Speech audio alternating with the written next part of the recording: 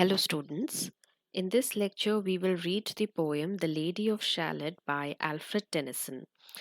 This poem is a lyrical ballad written by Alfred Tennyson. It was first written in 1832 and published in the year 1833.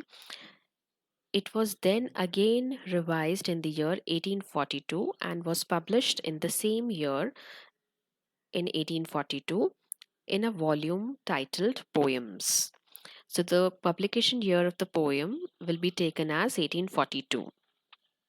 Now this particular poem is about the Lady of Shalott. The name of this lady is not known to anybody, and the poet never discloses the name of this character.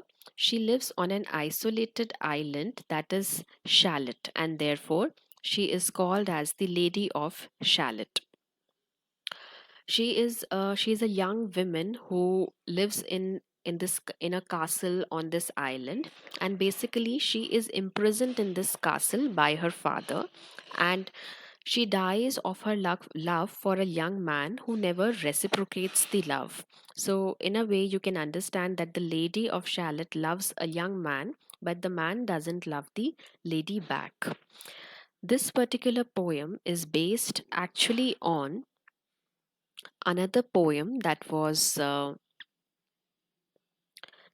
written by Sir Thomas Malory in the year 18 in the year 1485, and this poem is also inspired from the Arthurian legend. So King Arthur was a very famous and legendary king, and many stories about him, about his love, about his bravery appear in various versions. So Tennyson has also chosen this Arthurian legend and this and a story about uh, and a story about a young woman who loved this King Arthur, and then he has taken up this old, very legendary story in his poem. So this lady is according, if we go back to the history, she is the Elaine of Astalot, and she has been also talked about in various other poems, especially in the poems written in Italian in the 13th century. So the poem is not completely inspired by the Arthurian legend, but yes, we know that the poem is based on King Arthur and his soldiers, and this is about the Elaine of Astalot. So, as we move to the poem, we see that the poem is in four parts, and Tennyson says, in the first part of the poem, Tennyson says, on either side the river lie long fields of barley and of rye that clothe the world and meet the sky, and through the field the road runs by to many towered Camelot. And up and down the people go, gazing where the lilies blow, round an island there below, the island of Shalott. Now, the poem is written in the form of literary ballad. So, this particular poem, as we can understand from the term literary ballad, it's a narrative poem that is actually a song which is transmitted orally, but it tells a story. This is what we understand about a literary ballad. It's basically a story which is a very legendary story, and it is passed from one generation to the another generation in the form of a song. And basically, it's a narrative, it's a story. So this is what is literary ballad. So you will find that there is an that the rhyme that the poem has makes it very easy to be transmitted to other generations, to the coming generations also. And you also find that to maintain the rhyme of the poem, the poet has used refrain, and we will come to that. So he says, on either side the river lie long fields of barley and of rye. So he's talking about a river that actually goes to the city of Camelot, and this city has is supposed to have lot many towers. So he says that on either side the river lie. On both the sides of the river, there are long fields of barley and of rye that clothe the world and meet the sky. So there is so much of barley and rye growing on both the sides of the river that the whole landscape seems to be covered with the crops, and as if it is going towards the sky also. So if you see that at a great distance, you will find that there are a lot of fields of barley and rye growing. He says, and through the field the road runs by to many towered Camelot. And there is, through the field, there is a road, there is a highway that goes towards the city of Camelot. And up and down the people go, gazing where the lilies blow, round an island there below, the island of Shalott.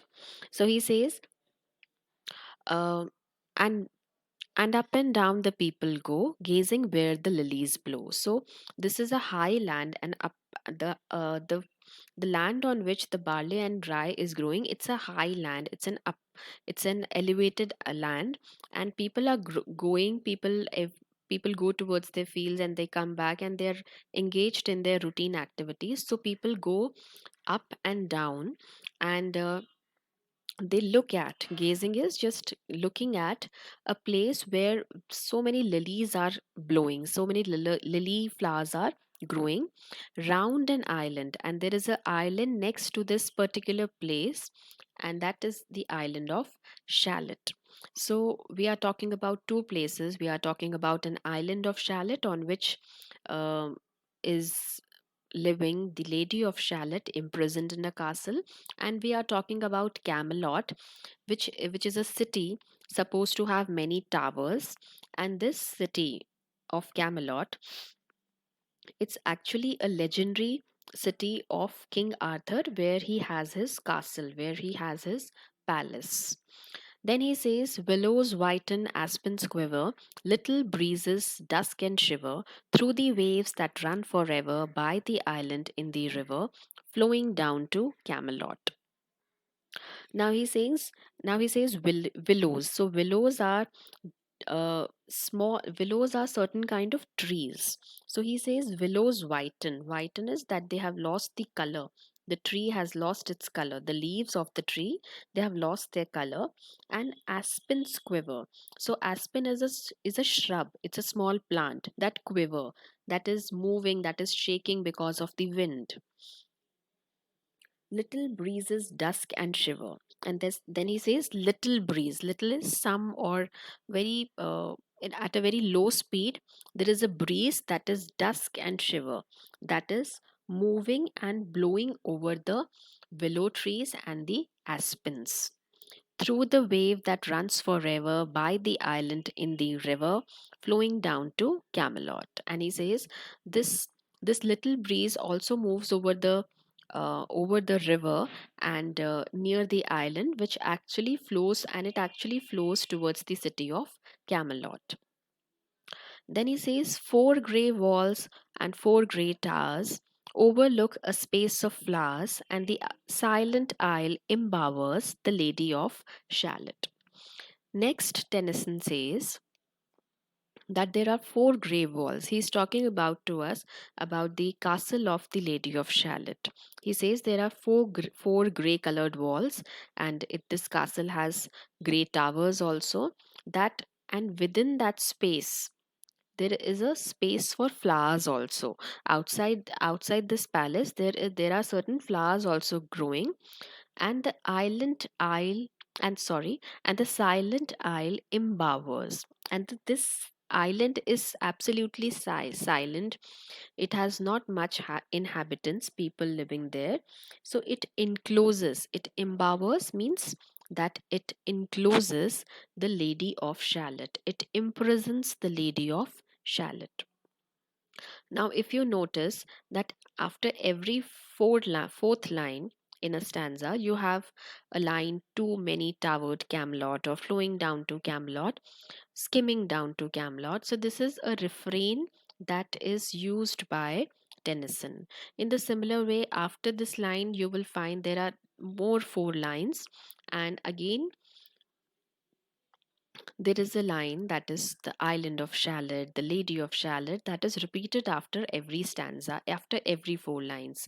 So these lines are considered to be the refrain in a stanza. So refrain is basically a line that is repeated after every few lines, after few set of lines, to maintain the rhyme of the poem.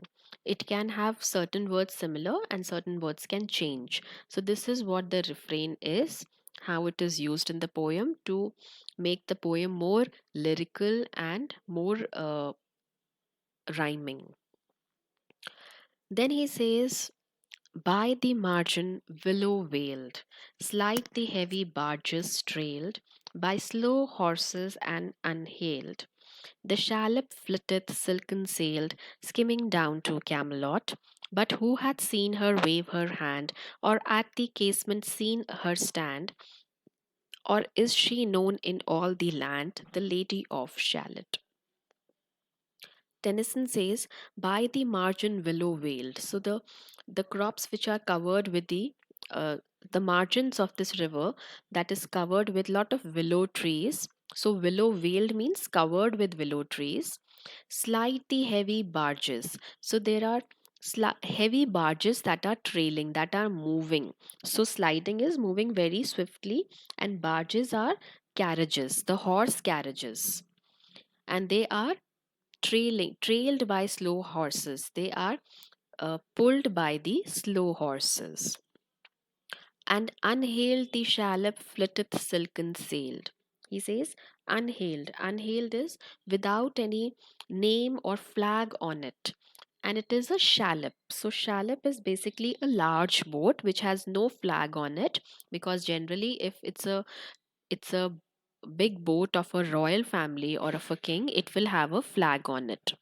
So the shallop flitteth. Flitteth is to move very quickly as if it is flying. So it's moving very fast and it is unhailed, silken sailed. The sail on that particular ship is actually of made of silk, indicating that it is not an ordinary ship or boat. Skimming down to Camelot. Skimming is moving very fast, just overlooking anything. So, skimming again means that the ship or the boat is moving very swiftly and very fast. But who hath seen her wave her hand, or at the casement seen her stand? Or is she known in all the land, the Lady of Shalott? So Tennyson is asking, but who hath seen her wave her hand? So this is a question.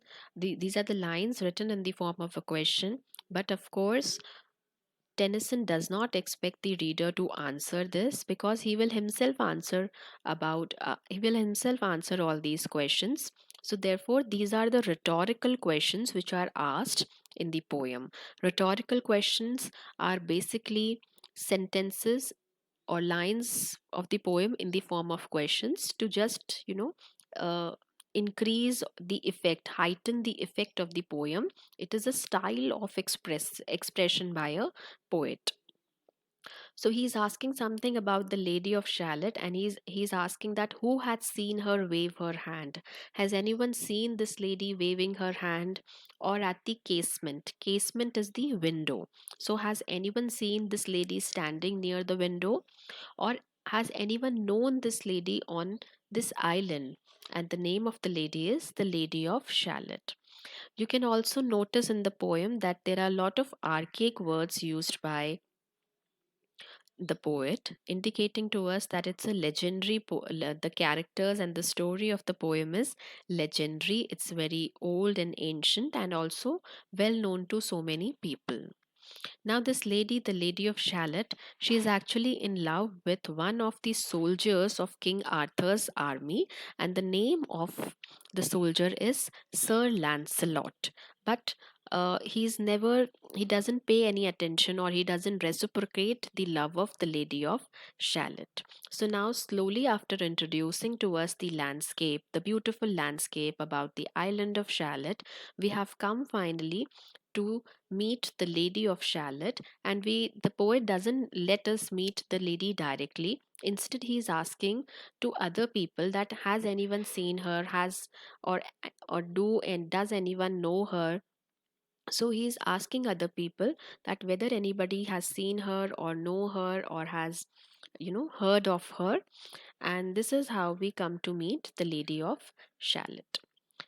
We take the last stanza of part 1, and he says, only reapers reaping early, only the reapers, the farmer who are reaping the crops early in the morning, in among the bearded barley. So the barley crop which is ready for reaping, and there are certain reapers who are reaping very early, they are working very early in the morning.